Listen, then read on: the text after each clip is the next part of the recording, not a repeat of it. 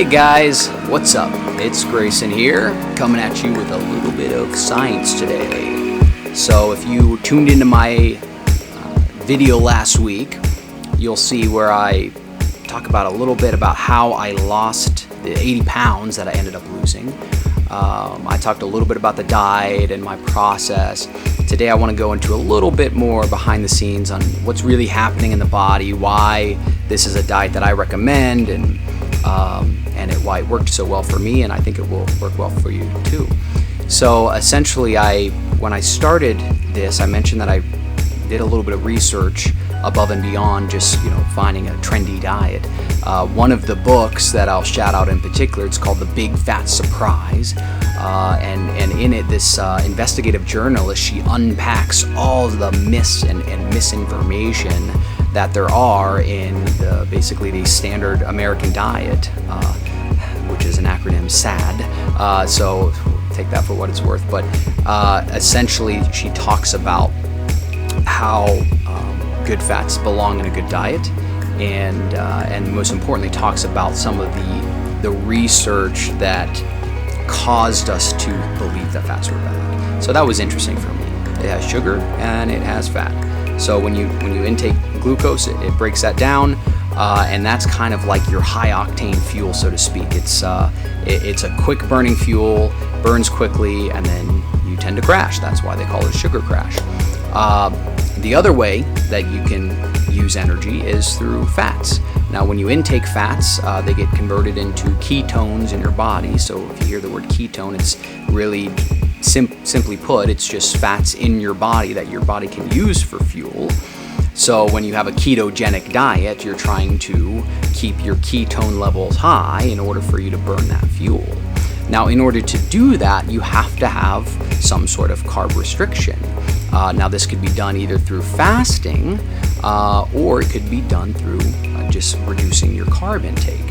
And the reason that's important is if you try to just put a lot of fat in your diet, but you don't reduce those carbs and you're continuing to eat refined sugar and processed carbs, then your body's always going to default to the fast burning fuel.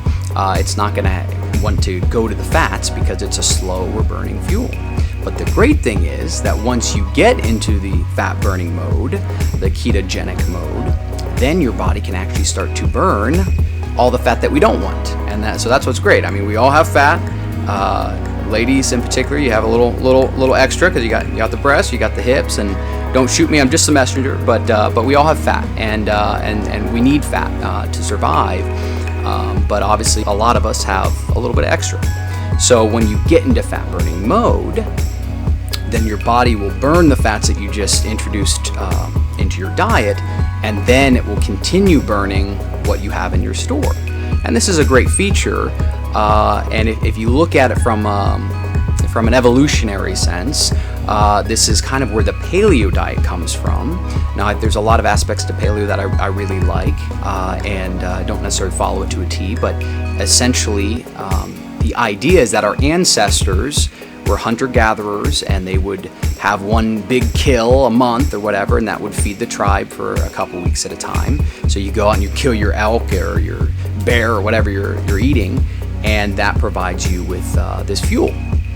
And then you might end up having to fast for a few days or maybe even a couple weeks until you get your next big kill. Between those big feasts, you would have like your berries to munch on. So historically, we didn't really have access to all this constant hit of sugar and refined carbs that we do today. When you see a bag of potato chips, it's just high carb, refined, bad fats. So that's the other key, is you want to make sure that your fat is a good quality. Saturated fats are actually very good for you. It's the low quality, they call it polyunsaturated fat. That's your vegetable oils and your seed and nut oils. A little bit's not going to hurt you, but the problem is that because they are unsaturated, they are also easier to oxidize. And so what that means is that they are unstable and they can break down quicker. And so particularly when you heat them, they break down. And the problem is that a lot of this fried stuff, whether it's fast food or that bag of potato chips, it's getting the really bad fat, and you don't want that either. So you want to stick to mostly saturated fats, grass-fed butter, your coconut oil. These are good sources of fuel.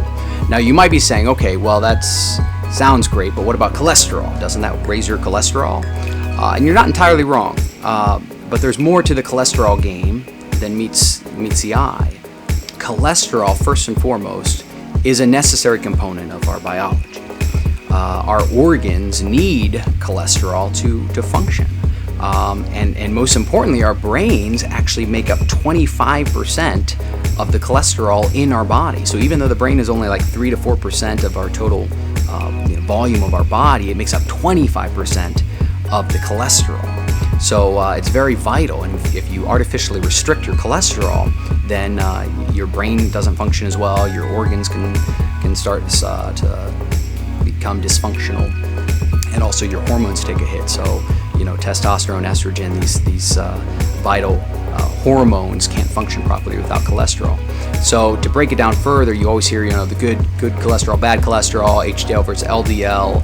Once again, I don't want to get too into the weeds here, but essentially the reason they call HDL good is it's carrying cholesterol to your organs, and then the LDL is considered bad because it's bringing it back from your organs to get recycled.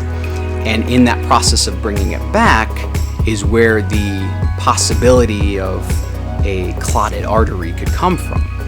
Now, the thing is, if you have smooth arteries, if you got a smooth pathway, there's nothing for the cholesterol to get clogged on.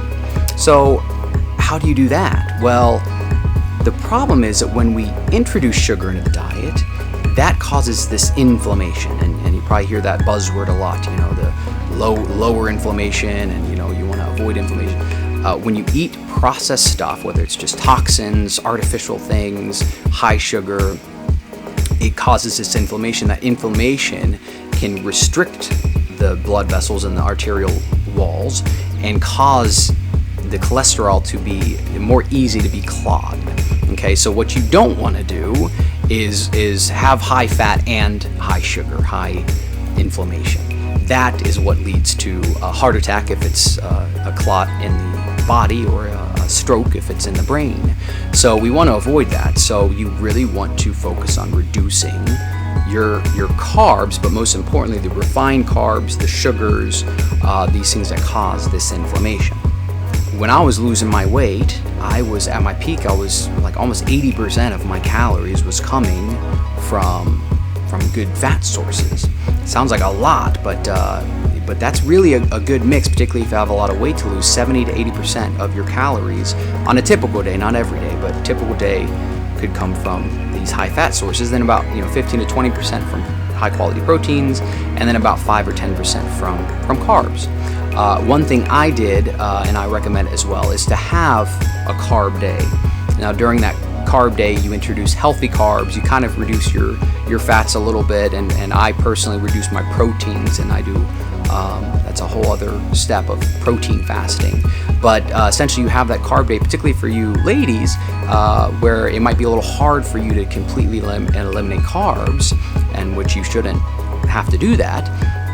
You can have 1 or even 2 carb days a week, and during those days you can eat healthy carbs, your sweet potatoes, your plantains. I like to get my Latin America cuisine in my diet, so a lot of plantains down here. Even white rice actually isn't too bad. A lot of people think that brown rice is healthier, but actually if you remove the hull, you get rid of a lot of the toxins that are in rice, and there happens to be a lot of arsenic and stuff like that. So white rice is actually, it's not very nutritious because you're getting rid of the nutrients as well, but the good thing is you're getting rid of the toxins. So essentially white rice is a healthy carb for you.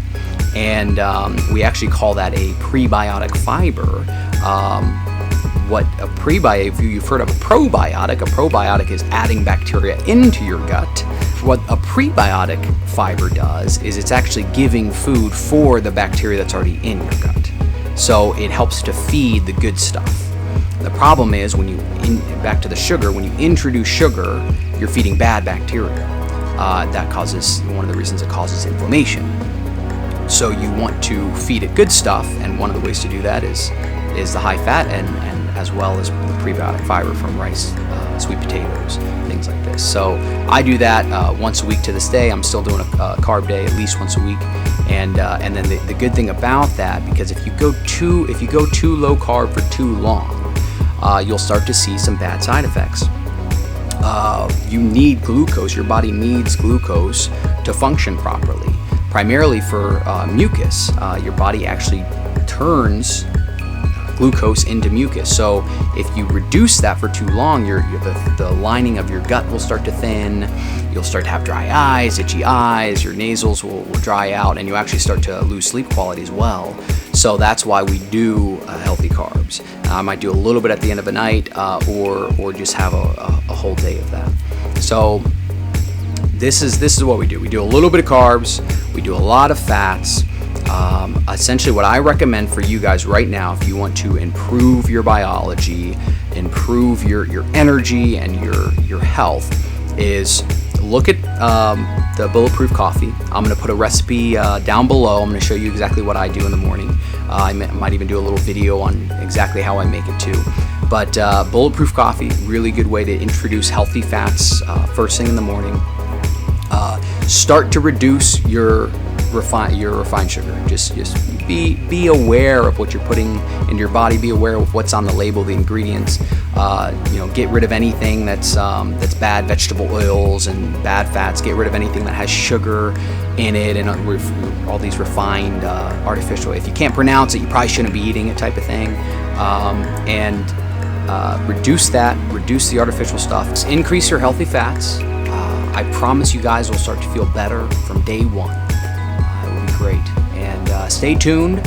Follow me on YouTube. So I'm posting the full video on YouTube, and then I cut it down for Instagram. So follow me on YouTube. I'll have weekly videos to go through this type of stuff. Let me know what you think. Was this too scientific for you? I'm trying to find a good blend, right? I follow a lot of great guys on YouTube and online. A lot of people go really into the science, and that can be a little off-putting for some people who are just getting into this. So I wanted to make sure and make it approachable. It's not hard stuff. I mean, the application is not hard. I think it's important to know a little bit of what's going on so you're not scared of it. It shouldn't scare you, and you should commit to it. I think that's the main thing. So let me know what you think. Give me some comments on Instagram, on YouTube. Comment down below. Follow me. Stay tuned. Remember, Model Biohacker. Together, I will help you model your best life. Thanks, guys.